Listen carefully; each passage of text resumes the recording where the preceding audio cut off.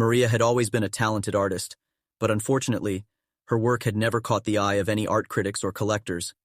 She had spent countless hours painting in her small apartment, trying to perfect her craft and create something truly unique.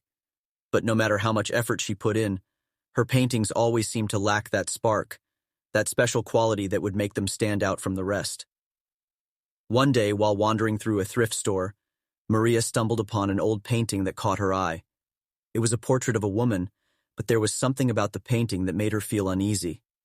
Despite this, Maria felt drawn to the painting and decided to purchase it. She felt that it could be a great source of inspiration for her own work. As soon as she got home, Maria hung the painting on the wall in her studio and began to paint. As she worked, she noticed that something strange was happening. Her paintings were taking on a life of their own. They seemed to glow with an otherworldly energy, and people who saw them couldn't help but be drawn in. Maria's career as an artist took off. Her paintings were selling for millions of dollars, and she was being invited to galleries and exhibitions all over the world. But there was something sinister at work.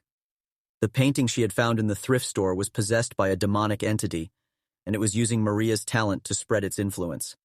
As Maria's fame grew, so did the power of the painting. People who came into contact with it were slowly being possessed by the entity, turning into mindless slaves who did its bidding. Maria was oblivious to the danger, lost in the thrill of success. One night, Maria received an invitation to a special exhibition in a remote location. The exhibition was hosted by a wealthy collector who had heard about Maria's work and wanted to see it for himself. Maria was excited for the opportunity, but as soon as she arrived, she knew something was wrong. The collector's mansion was filled with paintings, all of them possessed by the same entity that had taken hold of Maria's painting. The possessed paintings seemed to be alive, their eyes following Maria as she walked through the rooms. Maria tried to leave, but the doors were locked. She was trapped, surrounded by the possessed paintings and their mindless slaves.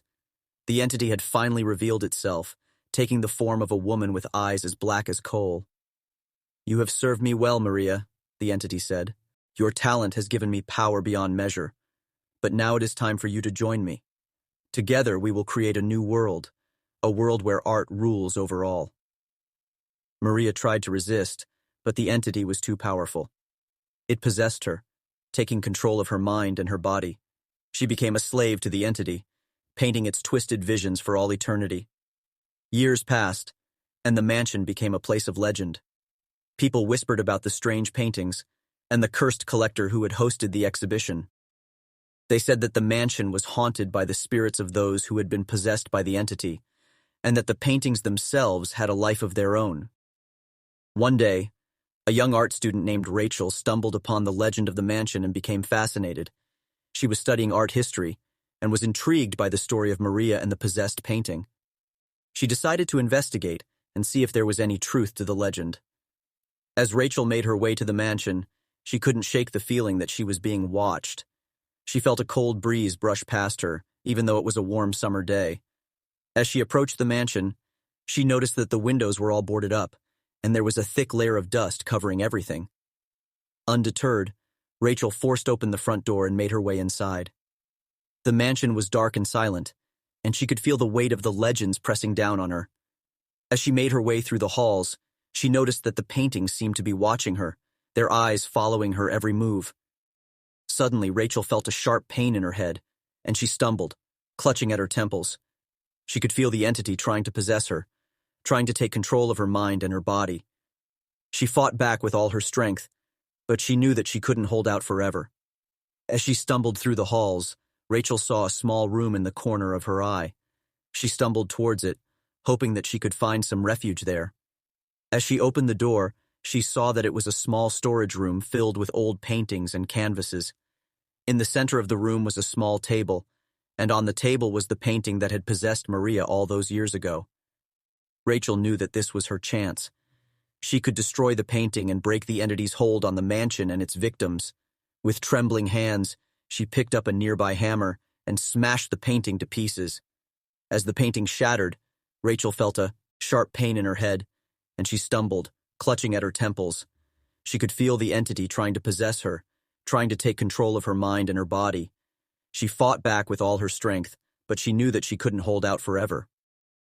As she stumbled through the halls, Rachel saw a small room in the corner of her eye.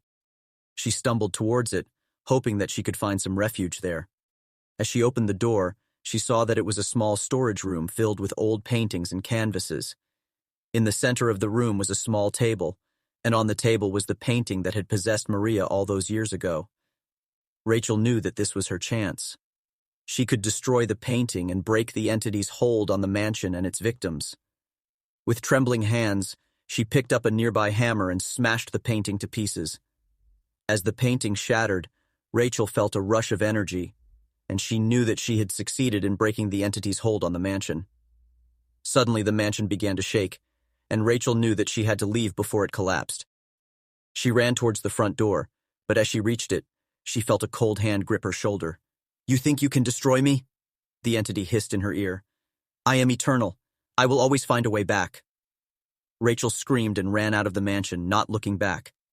As she made her way down the road, she knew that the entity was still out there, waiting for its next victim. Years later, Rachel would become a famous artist in her own right, but she would always remember the horror of the possessed painting and the entity that had almost claimed her soul. And she knew that no matter how hard she tried, she could never truly escape the darkness that had taken hold of Maria and so many others before her.